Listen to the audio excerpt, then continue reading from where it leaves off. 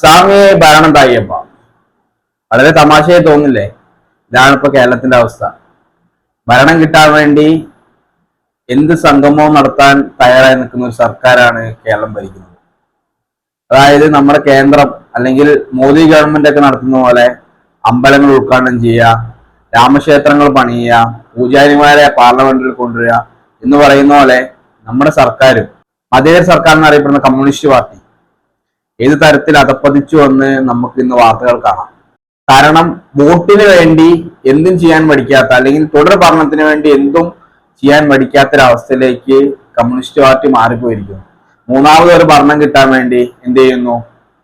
പഴയ കാര്യങ്ങളൊക്കെ മറന്നുകൊണ്ട്, ശബരിമലയിൽ എന്തൊക്കെ സംഭവിച്ചിട്ടുണ്ടെന്ന് നമുക്കറിയാം, അതെല്ലാം മറന്നുകൊണ്ട് ഭക്തരെ ഒന്നിച്ചു കൊണ്ടുപോകാൻ വേണ്ടി സർക്കാർ പുതിയ പരിപാടികളായി വരികയാണ്. അതിന്റെ ഭാഗമായിട്ടാണ് ആഗോള അയ്യപ്പ സംഗമം ഇന്നലെ പമ്പയിൽ നടത്തിയത്.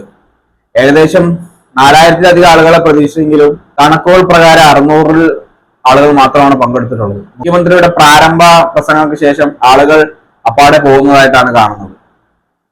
വളരെയധികം സർക്കാർ അല്ലെങ്കിൽ ഒരു അപമാനകരമാവുന്ന രീതിയിൽ, അല്ലെങ്കിൽ സർക്കാർ ബാക്കിയുള്ള യഥാർത്ഥ കമ്മ്യൂണിസ്റ്റുകാർക്ക് ഒന്നും പറയാനില്ലാത്തൊരവസ്ഥയിലേക്കാണ് പോകുന്നത്. പല കമ്മ്യൂണിസ്റ്റുകാരും അല്ലെങ്കിൽ അവരുടെ പാർട്ടി മൂല്യങ്ങൾ ഉള്ളിൽ ഒതുക്കിയിട്ടുള്ള അല്ലെങ്കിൽ പാർട്ടിയെ അങ്ങനെ കരുതുന്നവർക്ക് ഇതൊന്നും തീരെ ഉൾക്കൊള്ളാൻ പറ്റാത്തൊരു കാര്യമാണ്. കാരണം ഭരണം കിട്ടാൻ വേണ്ടി എന്തും നടത്താൻ മടിക്കാത്തൊരവസ്ഥയിലേക്ക് എന്ത് ചെയ്യുന്നു? കേരളത്തിലെ കമ്മ്യൂണിസ്റ്റ് പാർട്ടി മാറിയിരിക്കുന്നു.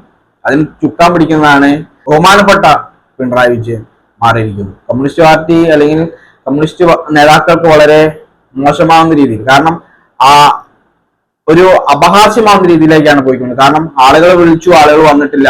അത് മാത്രമല്ല, ഈ ഗവൺമെന്റ് ഏറ്റവും കൂടുതൽ കുറ്റം പറയുന്ന അല്ലെങ്കിൽ മാധ്യമങ്ങൾക്ക് മുമ്പിലെങ്കിലും കുറ്റം പറയുന്ന ആൾക്കാരാണ് BJP. എപ്പോഴും പറയുന്നത് കോലിബി സഖ്യം എന്നാണ്, കോൺഗ്രസ് BJP സഖ്യം എന്നാണ് പറയുന്നത്. പക്ഷെ ഇന്നലത്തെ അയ്യപ്പ ആഗോള സംഗമത്തിൽ നമുക്ക് കാണാൻ പറ്റും, ദേവസ്വം മന്ത്രി വാസവൻ വായിച്ചത് UP മുഖ്യമന്ത്രിയായ യോഗി ആദിത്യനാഥിന്റെ കത്താണ്. അതായത് ഇതിനെ അഭിനന്ദിച്ചുകൊണ്ടുള്ള ഒരു കത്താണ്.